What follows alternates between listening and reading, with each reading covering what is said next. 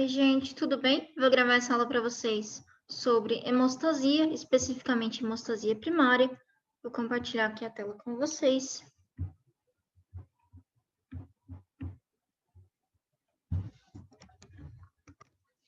Então, bora lá, galera. Hemostasia, gente. A hemostasia, ela vai ser um processo fisiológico contra a perda descontrolada de sangue. Se eu tenho falha desse processo fisiológico, né, de hemostasia, contra a perda descontrolada de sangue, eu tenho perda descontrolada de sangue, que é o que a gente chama de hemorragia. Tudo bem? A hemostasia ela vai ser dividida em hemostasia primária, hemostasia secundária e hemostasia terciária, didaticamente, porque na realidade todos esses processos ocorrem de forma conjunta, concomitante, simultaneamente. Beleza? A hemostasia primária ela é o processo de formação do tampão plaquetário, através de adesão, ativação e agregação plaquetária. A hemostasia secundária é o processo de formação do coágulo. O que é o coágulo? O coágulo ele é um tampão plaquetário, tudo bem? Reforçado por uma rede de fibrina. Então, na hemostasia secundária, eu vou ter a ativação da cascata de coagulação, que vai produzir fibrina, que vai formar essa rede de fibrina, que vai reforçar aquele trombo plaquetário formado na hemostasia primária. Tudo bem? Por fim, eu tenho a hemostasia terciária, que é a fibrinólise, que é o processo de lise dessa rede de fibrina formada na hemostasia secundária. Se eu tiver a formação, né, de uma rede de fibrina infinitamente, eu vou ter obstrução daquele vaso sanguíneo, porque vai ficar lá uma bola de fibrina obstruindo o vaso. Então, é importante que tenha uma hemostasia terciária de fibrinólise. Tudo bem? Então, hemostasia primária, galera. De novo, o que é hemostasia primária? Processo de formação do tampão plaquetário através do processo de adesão, ativação e agregação plaquetária.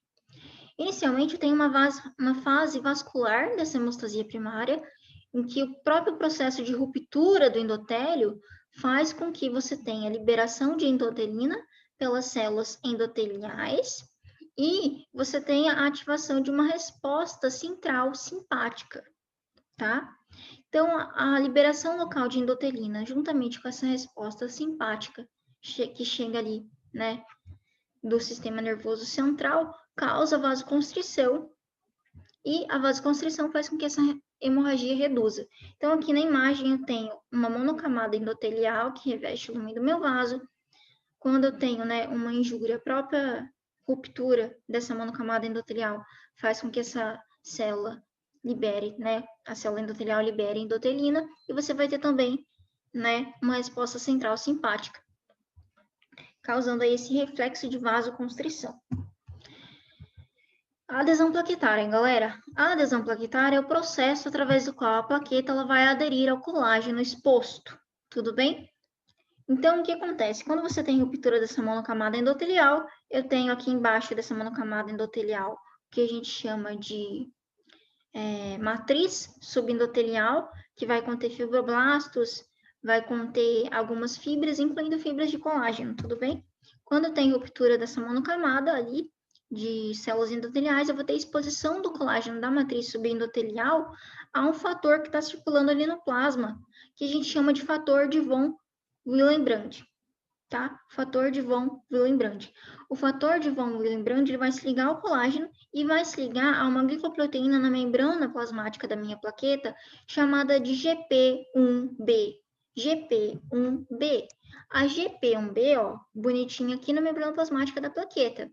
Então, aqui na figurinha, ó, ela vai se ligar ao fator de von Willebrand, que estava circulando ali no plasma, e o fator de von Willebrand se liga ao colágeno. Isso faz com que a plaqueta fique aderida ao sítio, né, de exposição do colágeno, ou seja, o sítio da lesão. Tudo bem? Esse processo aqui a gente chama de adesão plaquetária. Então, o que medeia a adesão plaquetária? É a glicoproteína GP1B e o fator de von Willebrand, beleza? Aí tá, eu tenho ativação plaquetária, tá? A gente tem substâncias que fazem ativação plaquetária, que é o que a gente chama de agonista plaquetário.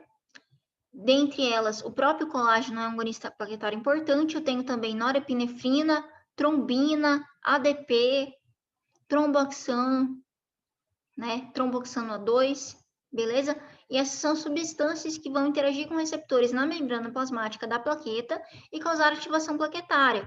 Então, ele interage com esses receptores na membrana plasmática e ativa ali vias bioquímicas no interior da célula que vão alterar a célula inteira, levando ela a um estado ativado que a gente chama de ativação plaquetária.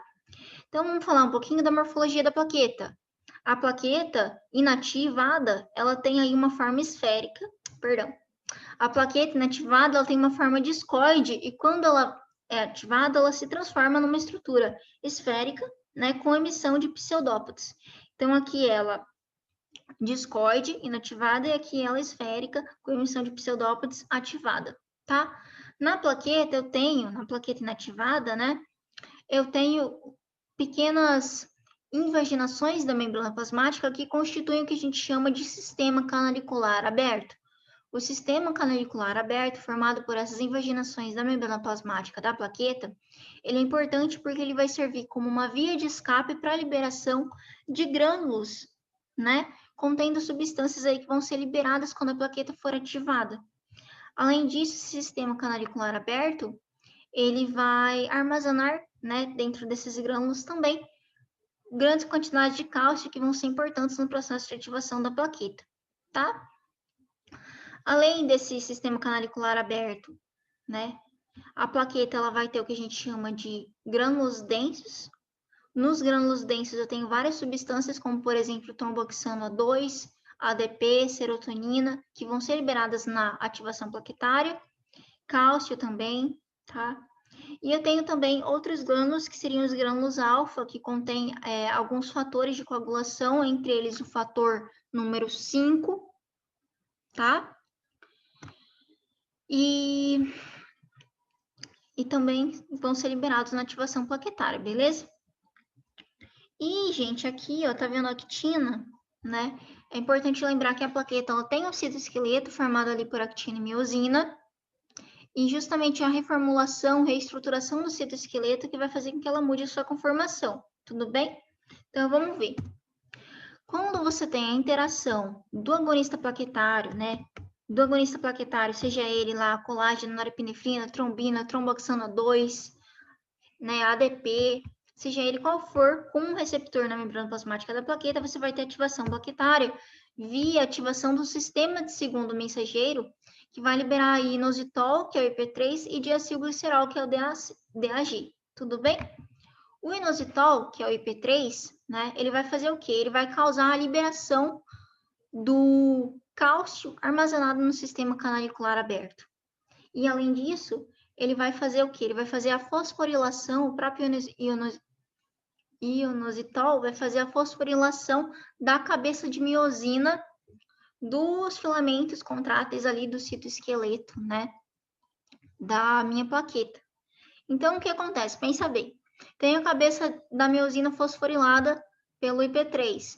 Tem uma grande concentração de cálcio intracelular, né, liberado ali do sistema canalicular aberto pelo IP3. Grande quantidade de cálcio, mais cabeça de miosina ativada, né?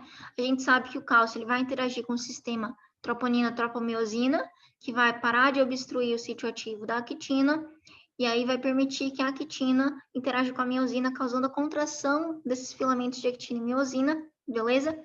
Então, o que eu vou ter? Eu vou ter contração dos filamentos de actina e miosina na ativação da plaqueta, gente.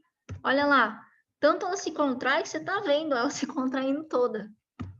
Contração dos filamentos de actina e miosina mediada ali por uma grande quantidade de cálcio intracelular e pela ativação, fosforilação da cabeça de miosina pelo IP3. Além disso, essa grande quantidade de cálcio intracelular vai fazer com que você tenha a ativação da fosfolipase A2, tudo bem? Essa fosfolipase A2, ela vai ativar a via do ácido araquidônico que termina na produção de tromboxano A2. O tromboxano A2 ele vai ser liberado pela plaqueta ativada na forma de grânulos densos, contendo aí tromboxano A2, e esse tromboxano A2 ele tem função de ativação plaquetária, ou seja, ele é um agonista plaquetário que faz ativação plaquetária, tá? Ou seja, a ativação de uma plaqueta através, né, da desgranulação desses grânulos contendo tromboxano A2 vai causar uma retroalimentação positiva da ativação plaquetária. Ou seja, uma plaqueta ativada vai liberar tromboxano 2, o tromboxano 2 vai ativar mais plaquetas. Então, todas as plaquetas inativas que estão passando ali próximo daquelas plaquetas que estão se ativando vão ser recrutadas, né, a participar daquele processo de adesão e ativação plaquetária pela produção de tromboxano 2, beleza? O que mais, gente? Bom, né, quando você tem a morfologia ativada, você vai ter regurgitação daquelas invaginações na membrana que formam um sistema canalicular aberto. E aí você vai ter exposição de vários receptores, de várias glicoproteínas, né, que são receptores, que vão atuar aí, né, interagindo com o fator de von Willebrand, atuando como receptor para o fator de von Willebrand e favorecendo ainda mais a adesão plaquetária. Tudo bem? O que mais? Bom, eu vou ter a exposição do fator de coagulação, que é o que a gente chama de fator F3, que vai ser exposto ali na membrana plasmática da minha plaqueta. Esse fator F3 também é chamado de fosfolipídio plaquetário ou de fosfatildilcerina, tudo bem? Ele recebe esses nominhos, fosfolipídio plaquetário ou fosfatildilcerina, e aí ele vai ser importante depois para a coagulação plaquetária, tá? Aí o que acontece? Isso tudo foi a partir do IP3. Eu tenho também a ativação do DAG. O DAG ele vai fazer o quê? Ele vai fazer a liberação dos grânulos densos, ou seja, quando a plaqueta é ativada, você vai ter liberação dos grânulos densos. Esses grânulos densos eles contêm várias substâncias, entre eles ADP, que é um agonista plaquetário, vai fazer ativação plaquetária, tromboxano 2, que é um agonista plaquetário, vai fazer ativação plaquetária, e serotonina, que vai causar vasoconstrição, tá? Essas substâncias aqui são liberadas nos grânulos densos. Que mais? O diacilglicerol, ele também vai fosforilar glicoproteínas presentes na membrana plasmática da minha plaqueta, que é a GP2B e GP3A, tudo bem? Então, GP2B e GP3A. Não confundir a GP2B com a GP1B. A GP1B, a gente viu que está lá atrás no processo de adesão plaquetária interagindo com o fator de von Willebrand, tá? Para fazer a adesão plaquetária. Aqui, a gente vai ter, né, essa atuação da GP2B e da GP3A no processo de agregação plaquetária. Então, como que ocorre a agregação plaquetária? Bom, você vai ter a fosforilação da glicoproteína 2B e da glicoproteína 3A no processo de ativação plaquetária. Então, a plaqueta ativada ela vai expressar em sua membrana a glicoproteína 2B e a glicoproteína 3A em suas formas ativadas, e na forma ativada, essas glicoproteínas elas vão interagir com o fibrinogênio, vão se ligar ao fibrinogênio, e esse fibrinogênio ele vai atuar como ponte entre plaquetas. Então, ele vai fazer com que uma plaqueta fique ligada à outra. Essa ligação entre plaquetas a gente chama de agregação plaquetária. Então, vamos lá. O que medeia, né? O que medeia a adesão plaquetária? Glicoproteína 1B, fator de von Willebrand, colágeno. O que medeia a agregação plaquetária, né? Glicoproteína 2B, glicoproteína 3A e fibrinogênio. Tudo bem? E é isso que eu queria conversar com vocês, esse é o processo de hemostasia primária. Depois nós temos a hemostasia secundária, que eu vou falar na próxima aula, beleza? Espero que tenham gostado. Se inscrevam no canal para me deixar feliz e me estimular a gravar mais aulas.